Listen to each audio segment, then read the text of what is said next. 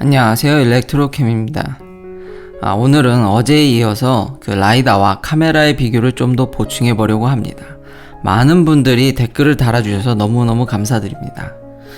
제가 요즘 뉴욕이 좀 상황이 나아짐으로써 재택근무 일수가 줄었습니다.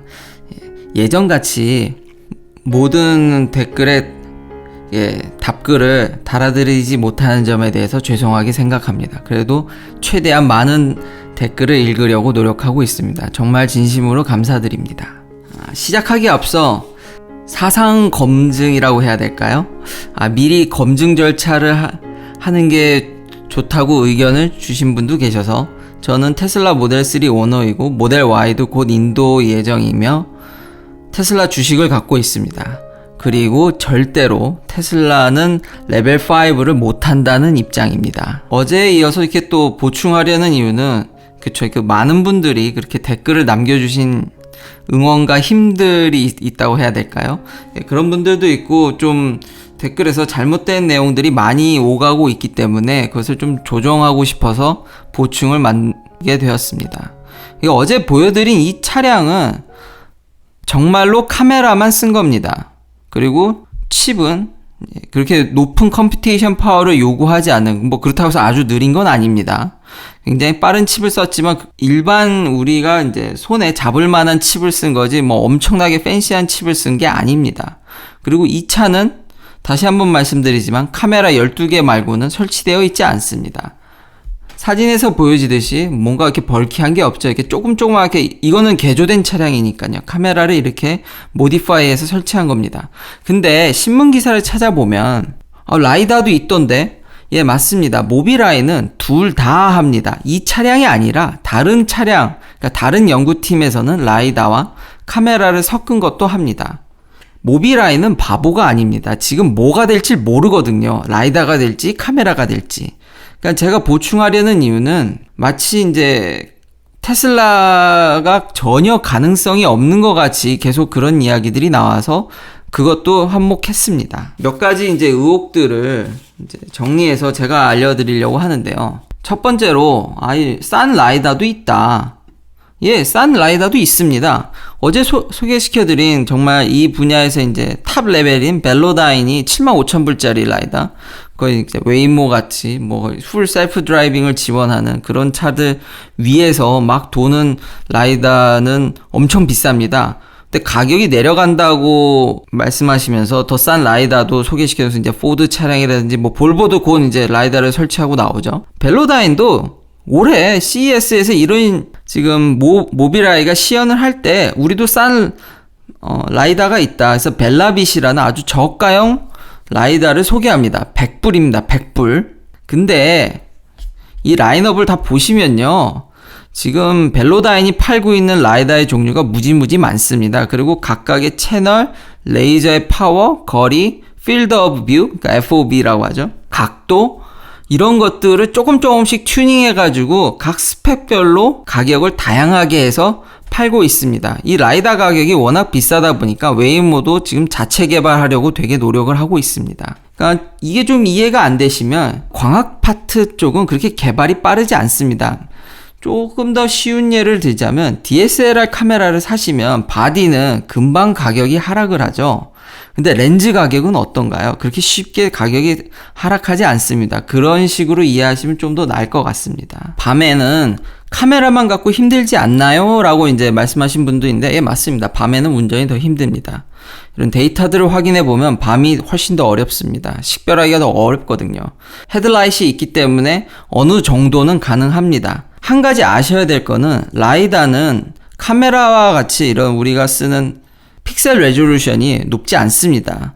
각 레이저 포인트들을 모아야 되기 때문에요. 그 레이저를 그렇게 수천만 개를 뿌릴 수가 없습니다. 잘해야 1 or 2 밀리언 포인트가 거의 맥시멈입니다. 아마 2.4 밀리언, 2.5 밀리언까지가 거의 현재로서는 가장, 물론 가격을 더 넣으면, 그럼요. 돈을 엄청 넣으면은 지금 현재 자율주행 기술은 우리 근처에 매우 가까이 있습니다. 돈을 엄청 때려 넣으면 당연히 되죠. 그렇지만 우리의 리소스는 한정되어 있지 않습니까? 그래서 그 정도의 레졸루션으로는 밤에 물체는 식별하죠. 근데 라이다가 표지판을 읽어서 이게 어떤 사인이다 이런 것들을 알려주지는 않습니다. 라이다는 레이저를 이용해서 거리를 재는 거지 이미지 자체를 확인이 불가능합니다. 그리고 날씨가 안 좋으면 라이다도 성능이 저하되는 건 매한가지입니다. 그러니까 둘 다 거기서 거깁니다. 그리고 이런 부분들은 얘기를 안 하시던데 저도 약간 자극적인 이야기를 한번 해볼까요? 이 라이다는 레이저를 쓰지 않습니까? 먼 거리의 물체를 이제 디텍션 하려면 강력한 파워의 레이저를 써야 되고 대부분의 이 벨로다인에 쓰는 레이저는 1.5 마이크론 or 1550 나노미터 정도. 이제 경쟁사인 루미나도 비슷한 레이저를 씁니다. 근데 이런 레이저는요, 눈에 아주 치명적입니다. 만약에 이런 라이다를 쓰는 차량들이 도시에 여러 군데 돌아다니고 그걸 반사하거나 혹은 사람 눈에 맞게 되면 여러분은 실명할 수도 있습니다. 이런 부분들은 아무도 이야기를 하지 않더라고요. 그러니까 environmental safety의 라이다는 그렇게 좋은 편이 아닙니다.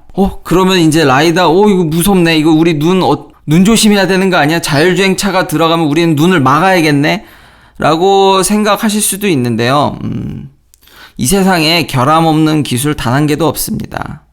그러니까 어떤 기술이 나왔을 때 그것이 우리 사회에 주는 이득이 해보다 더 크다면은, 물론 그런 기준들은 전문가분들과 이런 정부에서 잘 이제 관리를 해주셔야겠죠. 예전부터 계속 제가 말씀드리지만 이것은 차악을, 그러니까 덜 나쁜 놈을 뽑는 경쟁이지 완벽한 것을 뽑는 게 아닙니다. 완벽하고 결함 없는 기술을 뽑는 게 아닙니다. 사람이 만드는 한 늘 결함은 따라옵니다. 그게 어느 정도냐의 문제이겠죠. 그러니까 늘 최선을 다하고 완벽함을 기하려고 노력은 해야겠지만 늘 결함은 있습니다. 그리고 이제 댓글에서 이 차 다 좋은데 매핑한 거 아니야? 맵 데이터를 미리 갖고 있는 거 아니야? 예, 맞습니다. 그거는 인정해야죠. 미리 이 모빌아이가 플릿을 돌려서 맵 데이터를 이미 이제 하베스팅 했다고 하죠. 이제 다 얻어서 미리 어느 정도의 정보를 차에 입력한 건 맞습니다. 물론 이런 부분에선 테슬라가 더 유리하겠죠. 데이터를 얻기 쉬우니까요. 근데 모빌아이도 우습게 보면 안 되는 게, 지난번에 말씀드렸죠. 그 전장 사업. 그러니까 현대를 비롯해서 BMW, GM, 그 굵직굵직한 회사들, 여기 나온 포드도 그렇고요. 주행 보조 장치 칩 센서의 거의 대부분을, 거의 절반 이상이니까 이 시장의 거의 넘버원이라고도 할 수 있겠죠. 상당량의 그런 것들을 다 모빌아이가 제공을 합니다. 근데 모빌아이가 그냥 제공하는 게 아니라 모빌아이도 그러면서 거기서 좀 데이터를 얻기도 하는 것 같습니다. 그래서 이런 데이터들을 얻어서 클라우드에 넘겨서 차량에 전송할 수 있는 이런 시스템도 지금 생각을 하고 있습니다.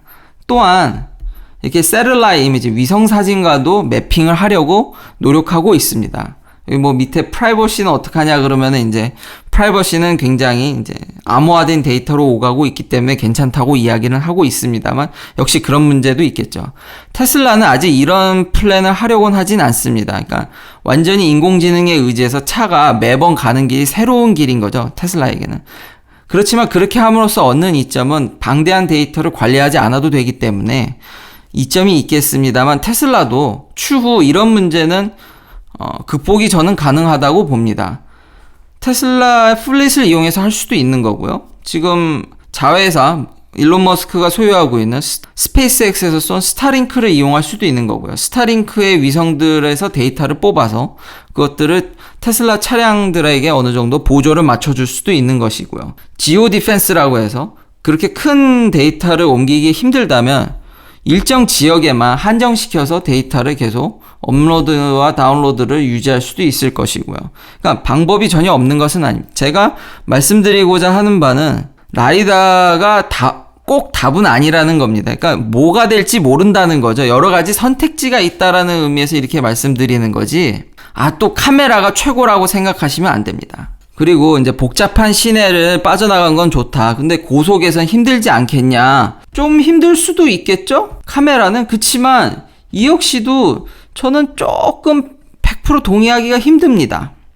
2018년에 앤서니 레반도스키라고 지금 여기 보시면 현재 엑스 우버 엔지니어링이고 어디서 지금 일하고 있냐면은 웨이모에서 일하고 있습니다. 근데 2018년에 프리우스 차량을 개조해서 서부 샌프란시스코에서 뉴욕 조지 워싱턴 브리지까지 대륙 횡단을 시도합니다.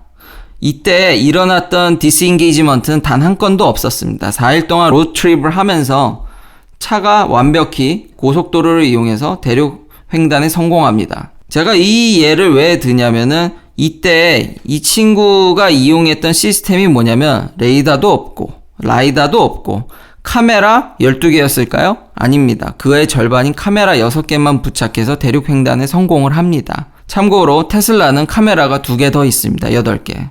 카메라만 2개 더 있는 게 아니라 레이더도 있고 소나 센서도 부착되어 있습니다. 처음에도 말씀드렸듯이 저 역시 레벨 5는 매우 회의적입니다. 그러나 마치 레벨 2에서 레벨 3가 넘어가는 게 테슬라는 아예 불가능한, 그러니까 테슬라는 주행 보조에서만 최고이지 자율주행의 근처도 못 올 거라는 것에는 저는 좀 동의하기가 매우 좀 어렵습니다. 레벨 3는 컨디셔널 오토메이션입니다. 그러니까 거의 자율주행이 되지만 여기까지는 운전자가 오버라이드를 항상 준비를 하고 있어야 됩니다. 그쵸? 여기서는 아무래도 레벨 3부터는 제조사의 책임을 물을 수도 있을 것입니다. 그러나 여전히 운전자가 꼭 타야 되기 때문에 운전자에게도 책임을 여전히 물을 수 있습니다. 여기서부터는 이제 거의 제조사 책임이죠.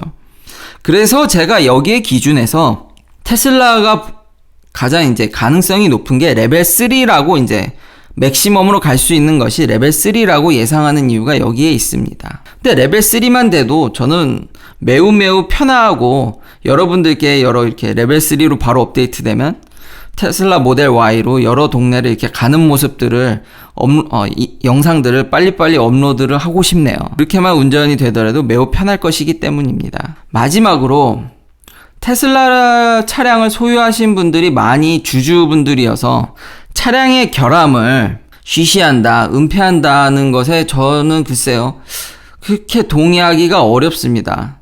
아니, 차값이 얼마고 제 생명과 직결된 문제 아닙니까?